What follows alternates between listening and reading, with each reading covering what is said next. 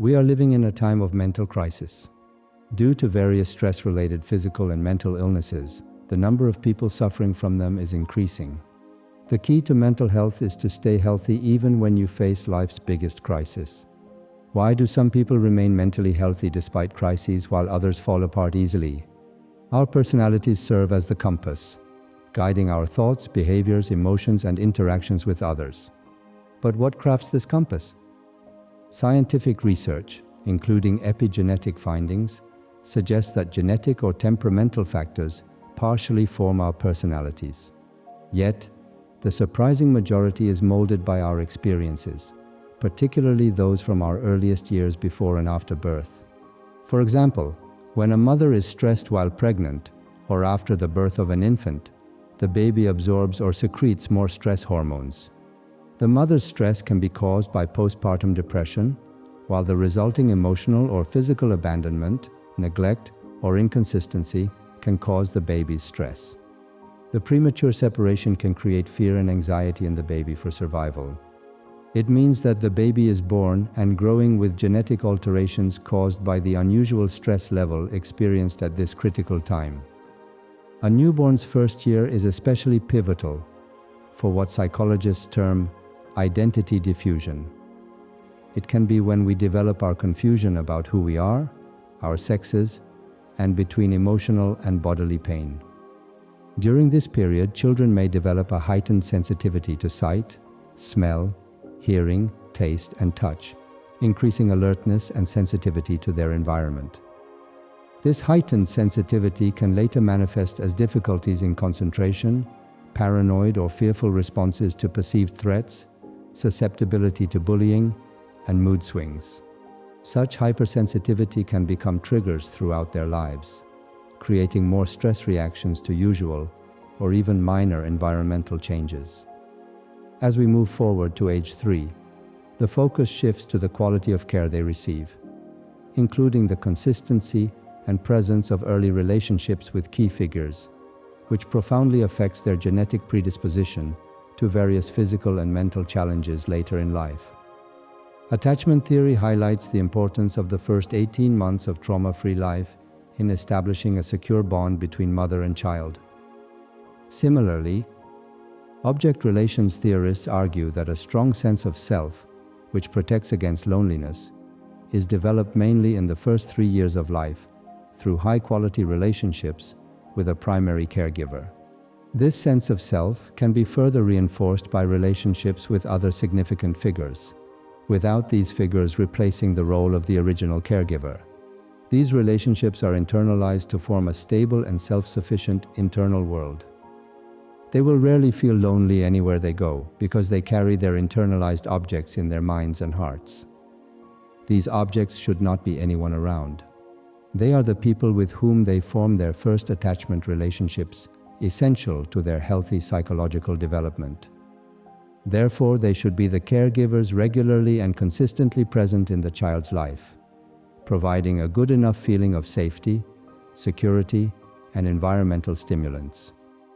As we grow, these relationships and experiences become internalized to fill our minds, crafting how we view the world and ourselves.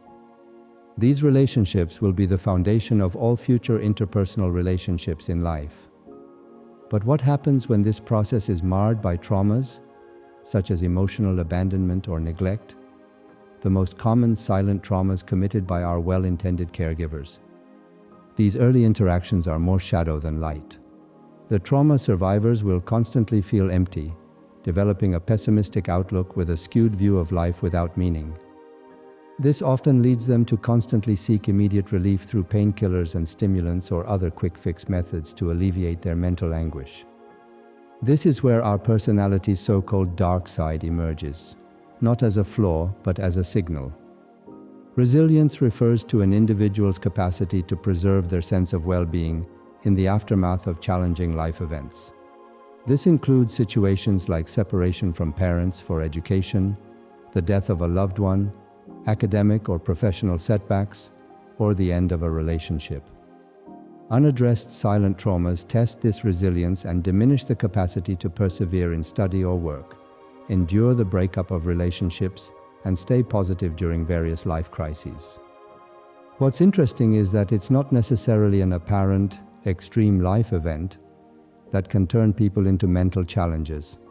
Stress in our lives begins with routine happenings, such as the absence of a primary caregiver for a few days or weeks due to illnesses or business affairs, when the infant has no idea when the primary caregiver will return. It aggravates when the impact, such as the fear and anxiety of the child, is repeatedly ignored, unaddressed, and denied by well-intentioned caregivers, schools, and society. The stress caused by the trauma experienced at this stage of life tends to be the first to appear as depression, anxiety, addictions, eating problems, and other mental health-related illnesses as the child grows up, and tends to worsen if not addressed in time. This is where the transformative power of relationship-focused, supportive counseling shines. It's not about revisiting the past for its own sake, correcting the wrong, but understanding and reframing it. Now we leverage our newly established supportive relationships to impact our genetic expression. Various pain-numbing or stimulant drugs and compulsive or even creative activities may temporarily mask, numb, or divert your pain. Many short-term approaches may help you immediately identify your wrongful thoughts, change your behavior, and teach positive thinking in a short time. However, the drawbacks of these quick-fix methods are their frequent relapses as a result of the artificially induced false sense of recovery. According to research on those with severe mental health issues originating from childhood traumas, including suicidal and criminal tendencies, a relationship-focused approach offers a much more effective and lasting remedy. The relationship approach recreates an unconditional and supportive relationship missed in childhood through understanding and validating your pain and suffering before judgment and correction. In the safety of the non-judgmental supportive relationship, you will learn that your original experiences with significant others can be revisited and remedied. Epigenetics research shows the new experience will repair damaged neural connections. This process of resilience building and self-discovery within a relationship teaches new ways of relating to others and oneself, marking a journey toward self-acceptance and freedom. The original wound from early traumas often escalates due to inadvertent reinforcement by the uninformed environment. The damage of resilience function is repaired and nurtured through the alliance with your new significant other, counselors, or mentors. Through the new relationship experience, you will learn new ways of relating to others and yourself.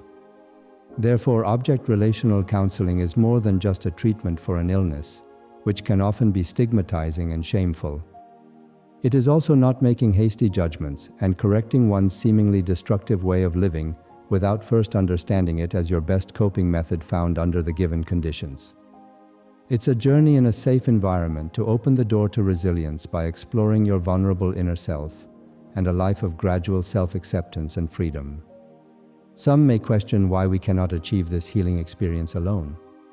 Many people try this healing journey on their own through various self-soothing approaches, including drugs and various pain-numbing addictive, compulsive, or creative activities, but fail in the end.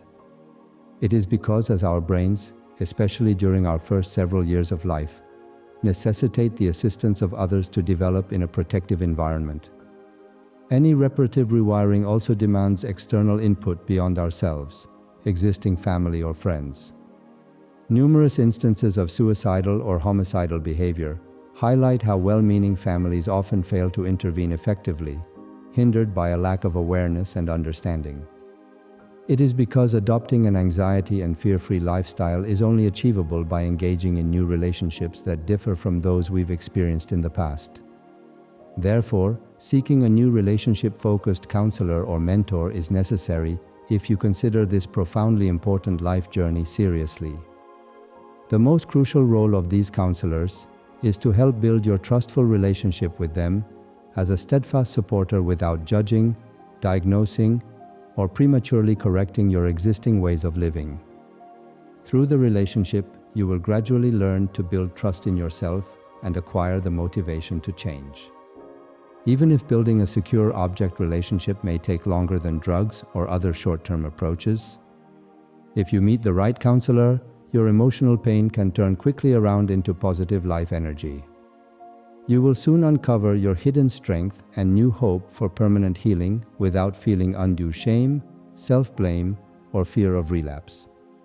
This unique approach can offer hope to those who may feel lost after numerous unsuccessful attempts, providing a gradual but certain path to overcoming persistent mental health issues. These positive relationship experiences will inspire you to discover a new purpose in life, guiding you toward freedom from the pain you've endured alone for many years, leaving a lasting mark on your psyche to become your enduring internal anchor.